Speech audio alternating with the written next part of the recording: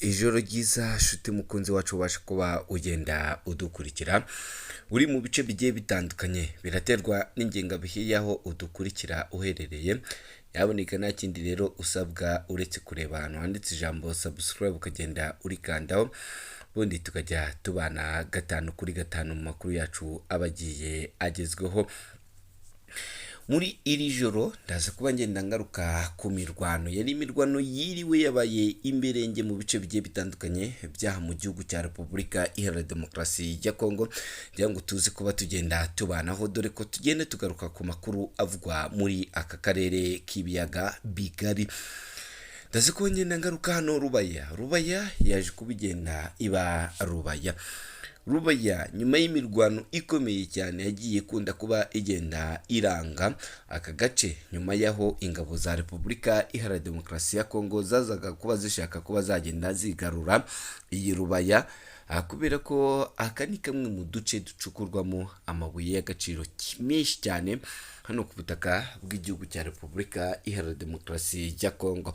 K'uyu munsi rero imirwano ikaba yaje kuba igenda isiga ababyeyi bamwe amabere yaje kubagenda yikora batosa. Kuri wa gatanu itariki ya 22 Gicurasi imirwano ikaze yongeye gutangira hagati y'ingabo za M23 n'ingabo za Repubulika Iharanira Demokarasi ya Kongo ziri muri coalition y'ingabo z'abarundi abahibu ndetse n'indi mitwe yose iharanira yuko umutwe wa M23 warwanya ukava ku butaka bw'igihugu cya Repubulika Iharanira Demokarasi ya Kongo. Iyi ni imirwano ivugwa muri Cungi no kuri aksi ya Kinigi ku misozi irebana na Kinigi na Kavuta muri groupement ya Kibati, byibura mu birometero 30 uvuye muri Rubaya nk'uko bikomeza kuba bigenda bitangazwa. N'indi mirwano kandi ikaba iri kuvugwa mu gace ka aksi ya Gashovu, Shangi, Nzingati ndetse na Muyawula nk'uko amakuru aturuka muri aka gace agera ku kinyamakuru cyacu akomeza kuba agenda abitangaza. Imboni yacu ikaba ivuga yuko yumvise urusaku rw'imbunda nto n'iziremereye rwateye ubwoba abari mu duce tugiye dutandukanye hano mu gihugu cya Repubulika Iharanira Demokarasi ya Kongo. Ibi bikaba bibaye nyuma y'ibitero byagabwe na FARDC na Wazalendo. Abaturage ibihumbi n'ibihumbi bakomeza kuba bagenda batangaza yuko haje kuba hagenda hagaragara cyane cyane uguhunga gukomeye cyane ku bagize uruhande rw'inyeshyamba z'umutwe wa M23. Kuva ku munsi w'ejo nibwo igisirikare cya Repubulika Iharanira Demokarasi ya Kongo cyari cyaje kuba kigenda gitangaza ko gikomeje kuba kigenda gihanura zimwe mu ndege z'abarwanyi b'inyeshyamba z'umutwe wa M23, aho bo batatinye no kuba bagenda batangaza ko zari imbunda cyangwa se zari indege z'igisirikare cy'u Rwanda nk'uko igihugu cya Repubulika Iharanira Demokarasi ya Kongo cyaje kuba kigenda kibitangaza. Iyi ni imirwano ibaye nyuma y'aho rero umutwe wa M23 nawo wari waje kubugenda ugaba ibitero bikomeye cyane, bamwe bakaza kuba bagenda bavuga ko uri gushaka kwigarura cyangwa se guhorera bamwe mu basirikare wari waje kubugenda utakariza mu bitero bikomeye cyane nk'uko bikomeje kuba bigenda bitangazwa na bamwe mu baturage ndetse n'imboni yacu iri aha ku butaka bw'igihugu cya Repubulika Iharanira Demokarasi ya Kongo. Iyi mirwano ikaba yongeye kubura hano muri ibi bice nyuma yaho ubona ko iby'agahenge ndetse n'ibyo kwitwa yuko hari uburwayi bwa Ebola batari kugenda babikozwa. Amakuru ahari kandi akaba akomeza yerekana ko hano Ikishasa nubwo imirwano ikomeza kuba ahangayikishijwe n'icyorezo cya Ebola gikomeje kuba kigenda kizonga igihugu cya Repubulika Iharanira Demokarasi ya Kongo. Ikishasa hagaragaye ubuyobozi watangaje icyagarura amahoro n'umutekano mu birambuye hano mu gihugu cya Repubulika Iharanira Demokarasi ya Kongo mu gihugu cya Repubulika na Demokarasi ya Kongo ikomeje guhura n'ibibazo bikomeye by'umutekano, amacakubiri ya politiki ndetse n'ubukungu budatanga umusaruro ku baturage. Perezida w'inama nkuru ishinzwe gukurikirana amasezerano ya politiki CNCI Joseph Ornyango yagaragaje impungenge zikomeye ku buryo igihugu kiri kugana ibihe bishobora guteza umwuka mubi ndetse n'akaga gakomeye mu bumwe bw'abanyekongo. Mu butumwa yagereje ku banyekongo ari i Kinshasa tariki ya 19 z'ukwezi kwa gatanu, Ornyango yavuze ko igihugu kiri gukoreshwamo imvugo z'urwango, iterabwoba ndetse n'amagambo ashishikariza urugomo ni intambara zishingiye ku moko cyangwa se ku mpande za politiki. Yavuze ko ku mbuga nkoranyambaga hakomeje gukwirakwizwa amashusho n'ubutumwa bushobora guteza intambara hagati y'abanyekongo, ubwoba, ibintu yavuze ko bibangamiye ikiremwa muntu ndetse n'umutekano wa buri mukongomani wese ahava akagera uri hano mu gihugu cya Repubulika Iharanira Demokarasi ya Kongo.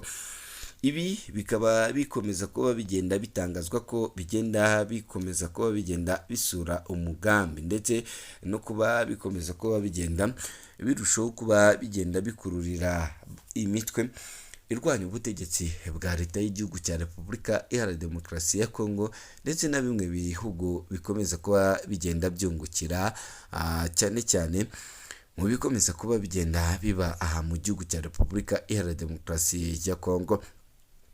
Mu yindi makuru kandi, nta munyamahanga uheruka muri Repubulika Iharanira Demokarasi ya Kongo wemerewe kwinjira mu gihugu cy'u Rwanda kubera icyorezo cya Ebola cyagaragaye mu gihugu cya Repubulika Iharanira Demokarasi ya Kongo. Minisiteri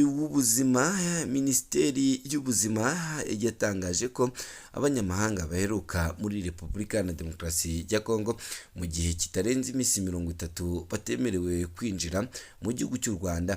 Izi gamba zatangajwe k'uyu wa 22 Gicurasi zafashwe mu rwego rwo gukumira icyorezo cya Ebola yo mu bwoko bwa Ibogayo kibasiye uburasirazuba bwa Repubulika na Demokarasi ya Kongo kuva muri Mata 2026. Iyi minisiteri yasobanuye ko kugeza ubu nta murwayi wa Ebola uraboneka mu gihugu cy'u Rwanda, ariko ko ari gukurikirana hafi icyorezo kugira ngo kitazabasha kuba cyakwinjira mu gihugu cy'u Rwanda. Ku mipaka y'u Rwanda na Repubulika na Demokarasi ya Kongo hakomeje ibikorwa byo gupima abinjira hagamijwe gutahura iki cyorezo, kugikumira. Ku kibuga mpuzamahanga cy'indege cya Kigali naho hakajijwe ubugenzuzi kubinjira mu gihugu cy'u Rwanda. Minisiteri y'ubuzima yatangaje ko guhera ku itariki ya 22 Gicurasi abanyamahanga bose baheruka gusubira muri Repubulika na Demokarasi ya Kongo cyangwa se kuhanyura mu gihe kitarenze iminsi 30 batazajya bemererwa kwinjira mu gihugu cy'u Rwanda. Ku banyarwanda n'abanyamahanga bafite ibyangombwa bimemerera gutura mu Rwanda ariko baheruka muri Repubulika na Demokarasi ya Kongo mu gihe kitarenze iminsi 30, iyi minisiteri yasobanuye ko bazajya bemererwa kwinjira mu gihugu ariko babanze gushyirwa mu kato nk'uko bisanzwe bimenyereye mu gihe cy'ibyorezo.